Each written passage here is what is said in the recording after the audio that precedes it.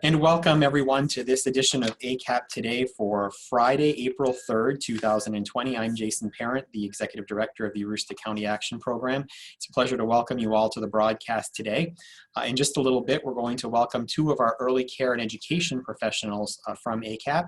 Megan Barnes and Amy Murchison will be joining us as our guests, and they're going to talk about how our early care and education programs are working in a unique way through this pandemic, and also give you some advice as we call this show Family Friday, and how you can engage with especially young children during this time as we're cooped up in the house, or allowing them to play outside and obviously maintain the social distancing. So we're going to talk about that in just a little bit, but before we do that, we are going to check in on the news that's happening today. And so first and foremost, want to welcome everyone again to the broadcast and to say thank you for joining us. What we are looking at today as breaking news is the opportunity for the Aroostook County Action Program to partner with several community partners to introduce a wellness shelter for individuals experiencing homelessness. This is in partnership, ACAP in partnership with Maine Housing, the University of Maine at Presque Isle, Aroostook Emergency Management Agency, Homeless Services of Aroostook, and the City of Presque Isle. We've been working collaboratively to open a temporary wellness shelter in the Wedine Auditorium at the University of Maine at Presque Isle. The shelter will address the emerging need for shelter in Aroostook County as a result of the reduced bed capacity at Homeless Services of Aroostook, as they make accommodations for social distancing at the homeless shelter, and as more people turn in need for homeless services. We are working on a staffing plan at the moment for the wellness shelter at UMPI. It will operate 24 hours a day, 7 days a week. We will have more information on this on Monday's ACAP Today. We'll have some guests who are working on this project on Monday, and much more information to share with you then. We want to also remind you that if you are in need of assistance right now, in many ways, but in particular in two ways, the Home Energy Assistance Program is available to you, as well as the Women, Infant, and Children, or WIC program. We've had guests on earlier this week for both programs, and we encourage you to call our main number, 764-3721, to get connected with either of those two programs or any other programs that we may have available. The reminder that we do have the change in the HEAP eligibility certification in terms of the dollar amount that folks need to make or look back at that time period. We are looking at a month period as opposed to the 3-month look back. So if you are recently finding yourself with less of a paycheck or unemployed, please do give us a call and we can help through this program. A reminder from the Maine Department of Labor, we are receiving a lot of calls as folks are trying to connect with unemployment, that they are introducing a new alphabetical by last name call-in schedule for Maine people filing for unemployment benefits. This will begin on Monday, and this schedule will help reduce phone line congestion as the department ramps up its capacity to receive and process claims. Again, this is starting on Monday, April 6th, this coming Monday. Maine people seeking to file for unemployment by calling the 800 number with the last names beginning A through H should call on Monday, I through Q on Tuesday, and R through Z on Wednesday. Thursday and Friday will be left unassigned for those who missed their alphabetical day or need to call at that time. This should help with the phone system challenges that they've been having at Department of Labor. Foreclosure help is available as well if you fear that you may fall behind on your mortgage and that's a concern to you. We do encourage you to reach out to our homeowner foreclosure counselor, Greg Doak. His number is 554-4175, or you can email him at the address on your screen. A reminder that all ACAP offices are closed to the public between now and 30th of April. We will reassess when we may reopen our offices at this point, and we will certainly share that information when it's available. Also a reminder that AroostookCommunity.com is a resource that is available to you. AroostookCommunity.com is a collaborative of a number of organizations noted there again on your screen. It's the one-stop place to go to get help or to give help. If you are unable to access the website, please do call 207-764-3721, and we have operators standing by to help you potentially access the site if that's what you need, and even post a query for you, or to access services over the phone for you. So please do take advantage of AroostookCommunity.com. And as I mentioned earlier, I am pleased to welcome as our guests to the program. They are Megan Barnes. Megan, welcome to the show. Thank you, Jason. And Amy Murchison, who are both early care and education professionals here at ACAP. Amy, welcome as well. Thank you, Jason. All right, so this is a very interesting time as it comes to providing services to families with young children in the programs that we serve across Aroostook County. Megan, talk to me a little bit about how things are different and how things are still very much happening for children enrolled in our programs. Well, that's a great question, Jason. I think our goal has never changed, and that is to provide meals to children as well as educational services. Our service delivery looks a little different right now, and that's to be understandable. But our goals have not changed. When we look at meal service, for instance, at each of our centers across Aroostook County, we're providing over thousands of meals per week. Our goal is to ensure that children are fed breakfast, lunch, and snacks every day, including the weekends. And our staff is committed to ensuring that those meals are nutritious and abundant. If there's other members in the family that are hungry or need something, they reach out and we provide those meals as well. That's our commitment. And I think that staff have given 110%, and they've worked really well together.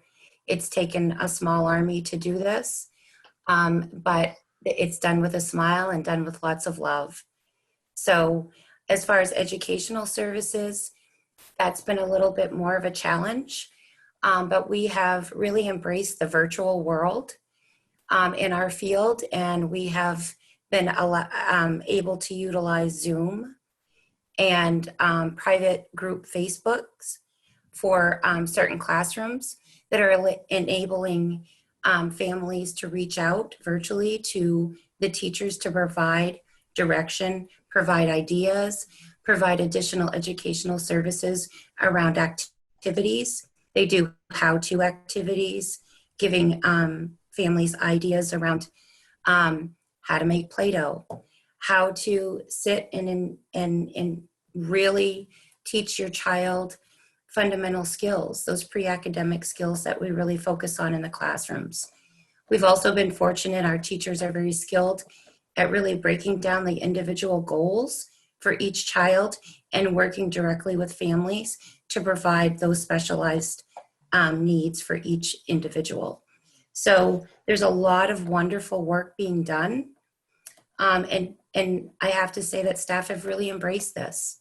Yeah, I think we're seeing that on the screen right now. You're seeing pictures of staff. There's a superhero pose up on the top part of the screen, and that's really what they are. Our team has really, they always have been superheroes to the children and families, and even to all of us as their colleagues. But they've really embraced this work. They understand why it's necessary and why it's important that we continue to reach out to the children, and we're keeping not only their bodies fed, but their minds fed and their spirits fed as well. Yes.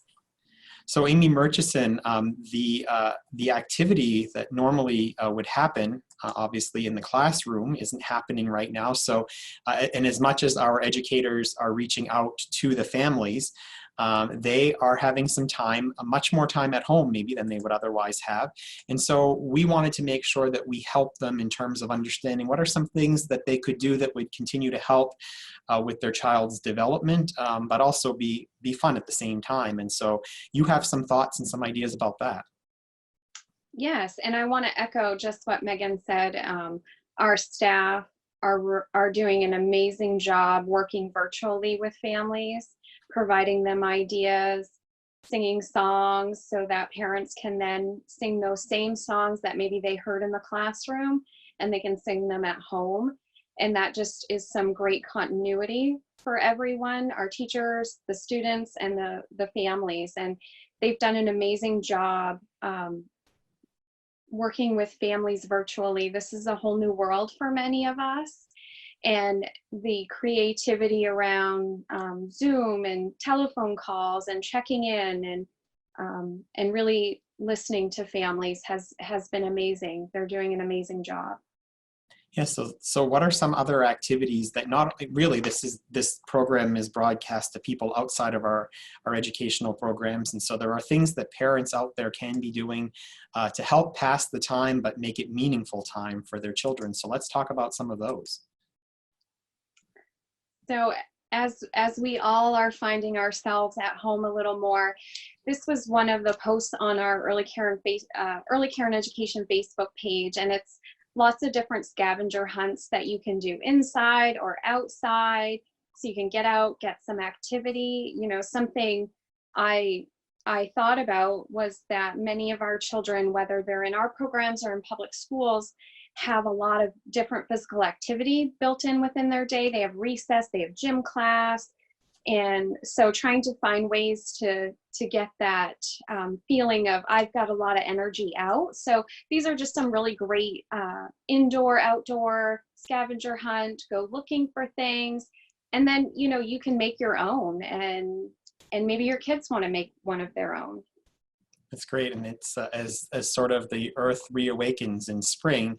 There's a spring scavenger hunt I'm noticing up here, a backyard scavenger hunt. So as the weather gets nicer and more kids want to get outside, there's also opportunity to really make it instructional, because you're learning. There's a rainbow scavenger hunt helping learn about colors, things like that. So certainly some wonderful information there. Where can folks find information like this? Is there a resource, Amy, that, or do they reach out to us? How can we best connect people with this information? So there's so many places to look. A lot of Facebook has, a lot of people are sharing those types of activities. Our Early Care and Education Facebook, we try to share many similar items. Many children's authors are doing live readings. So if your child has a favorite author, Google them, search them on the internet, they may be doing something. If you go to Dolly Parton's Imagination Library, Dolly Parton has started reading her books or the books that are sent out every month to children who are under 5, and she's starting to read those. And that would be a really great activity if you have a young child and an older child, that they could watch together and read along with Dolly and really engage all the children in the home. We also have, if you want to see our local celebrities, at least the celebrities to the children in our programs, they can check out our YouTube site as well. Yes, and there's some great instructional videos up on YouTube too that different staff have been doing. So they're great. There's some story time, there's some instructional videos, there's some hand hygiene. There's just a wide variety of things that can help not only entertain, but definitely educate your children at home as we sort of shift to this new style of learning for the time being. Amy, looking beyond this period of time, I think we're already talking about what things might look like as we head into a new Head Start year, which isn't altogether that far away. And I think we're looking forward to being back in the classroom. But the opportunity is there for folks in Aroostook County to learn how to be a part of that, or have their children and families be a part of that process moving forward. So tell me about how enrollment is shaping up for next year. So we are doing open enrollment right now. We recruit year-round for our Early Head Start program, which serves pregnant moms, infants, and toddlers. And we're always recruiting for our Head Start program. So if your child will be 3 before October 15th, 2020, or if they're 4, they can apply and go through that application process to be in one of our Head Start classrooms in the fall. And we're working on right now coming up with a way so parents can get us some basic information, and then our enrollment specialist can follow up with parents, since typically in the past, parents or caregivers would go to the closest ACAP center or site, pick up an application, fill it out, drop it back off. And as we know right now, we all need to keep some social distance, and our offices are closed to the public. We want to make sure that parents, caregivers still have that opportunity to start that process now, because fall comes very quickly in Aroostook County. It does. I think we're all looking forward to the summer days ahead, but We are also looking forward to having children at the centers again. They're awful quiet, and thankfully we have a core team of staff that are there ensuring that the instructional material and the lunches get out.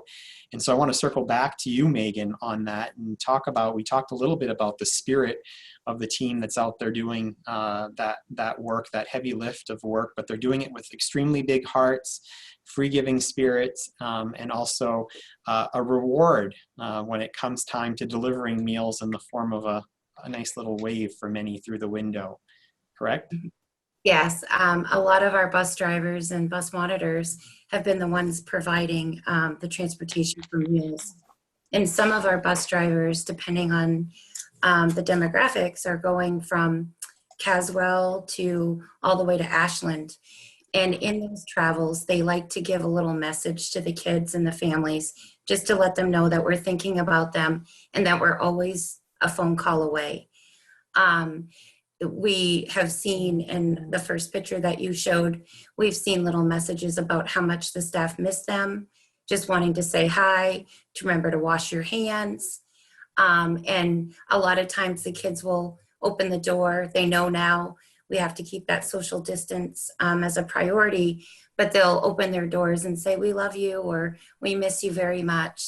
So it's pretty cool. And one of the biggest messages that we just want our families to know is that we are right here. We want to keep going. We want to provide that education for any service delivery model that we can think of to do it the best to meet the needs of the families.